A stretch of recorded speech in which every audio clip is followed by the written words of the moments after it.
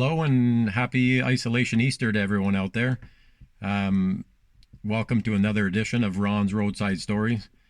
Before I get started, though, I just want to say that you guys are one tough crowd. Seriously, I think the old lady talking to a dead cat that she thought was still alive, and the squirrel chewing on its own nuts got more views or more likes than my last post. So I'm starting to think that the only talent I thought I had was not actually a talent after all. It was just due to a bunch of people shit-faced standing around a fireplace listening to me ramble off, and me being half cut as well, probably thinking that I had some kind of a hidden gift or hidden talent. So anyway, I'll take some of the advice I've been getting, keep it shorter, liven it up a little bit. You suck, Ron. Actually, that one was from Jen, who was sitting right beside me at the time. So I'll take that all into consideration going into this story. Obviously, the first story was obviously about a cousin, involving a cousin. My second story was involving my father. My third story, I'd like to do something with a friend. Obviously, growing up, you always need a best friend, somebody close to you, going through elementary school into high school. And in my case, that was a guy by the name of Brian Burkham. We are still friends today. We keep in touch. So this one here goes back, again, we were probably in our early teens. People would all come over to my house, and we had a bunch of pedal bikes, and up behind my parents' house, we had a big steep hill. And we'd all go up there, a group of 5, 6 of us, and we'd come racing down and pedal our little hearts out. And what was always good at my parents, it was a steep, we'd all start up there side by side and, count down from 5 to 1, and then off we go. And we'd come pedaling down into a first sharp 90-degree right turn, and then another 200 feet, and then a sharp left turn. And we'd have another 200-foot stretch. And then the person who won the race, always, we'd set up a ramp with a nice steep little jump. And whoever finished first would have the luxury of hitting the jump. And, that was sort of the gift, obviously. Back then, it's not like we had trophies or medals to give away for little stuff like that. But anyway, so we were, my cousin Andy Wheeler, myself, my brother, we had some other people in there, of course. But Brian was always very tall, even at a young age. And he always had the advantage probably over us, and was able to, I don't know, pedal much faster than us or whatever. So I don't know if it was a jealousy or whatever.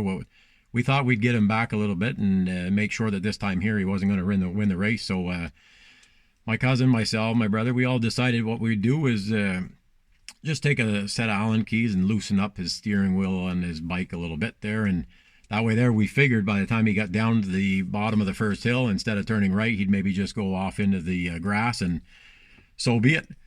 But things don't always work out as you plan, especially when you're a kid. Everything, you see it clear as a bell, and somehow it doesn't work out that way. So anyway, we go ahead, we loosen his handlebar on his bike just enough.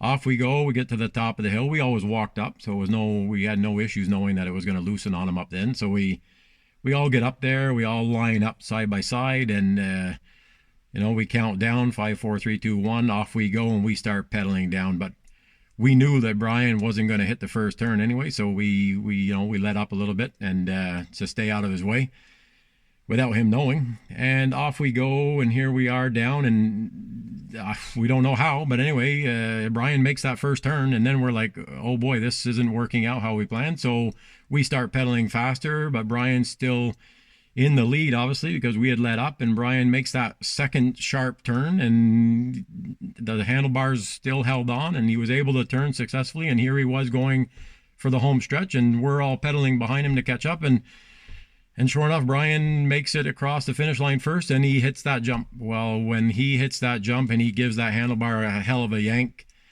there comes the handlebar. And so Brian's maybe 6 to 8 feet up in the air, and the handlebar is with him, but the bike's not. So obviously when he comes down, it's basically he's still holding the handlebar, but the rest of the bike was long gone, and he come down ass first right on the blacktop at that time, scraping him up pretty good. Let's just say he was hurt pretty bad. He's sitting there sitting there all cut up and looking back at us, and we're all sitting there like, oh boy, this one's not gonna go over well. And we're like, Jesus, what the hell happened? And of course, we knew what happened, but we didn't want to tell Brian. But anyway, we picked him up, dusted him off a little bit, and of course he's all cut up and stuff. And so we tell Brian what we did, and we apologize. And at the same time, Brian, we can't just leave him all bleeding and cut up like that. So of course we know we have to go in and show my mother and everything. So we discuss it. We make sure that we got the plan to say that, just the handlebars come loose, and maybe it was my father's fault or something for not checking on that after all. But no, this time here he didn't take the blame for it. But anyway, like I said, we got in, cleaned him up, and all was well. And I don't know if my mother knew the whole truth about that story, but she will now. It's not like she can ground me, and I'm grounded anyway for the next 5 months or so. So anyway, hope you enjoyed the story. I kept it short, kept it quick, livened it up, threw on this costume for you guys for entertainment value. Before closing out, though, I don't think there's. I would just like to give a real shout out, a big shout out to all the people, all the medical staff, all the people on the front line that's been doing what they've been doing for the past month. Firemen, police officers, nurses, doctors, you name it. I'm lucky enough to be working for an essential company. So yes, I'm fortunate enough to still be able to go to work 5 days a week and do my job. And I'm thankful for that, because I don't know what I would do without it. But even if I'm working for an essential company, it's nowhere near what these people are doing. They're putting themselves at risk every day, right on the front line, with people coming in with the symptoms and with the virus, and working unbelievable hours and stuff. So just a big 2 thumbs up to you guys out there. Keep up the good work. Thank you for what you guys do. And hopefully someday the rest of the world will be able to find a way to pay you guys all back for this. So thanks a lot. Hope you enjoyed it. And I'll give you guys all a good break now and go back to work and do my thing. And we'll see if this leads to anything. But have a good one, guys. Take care.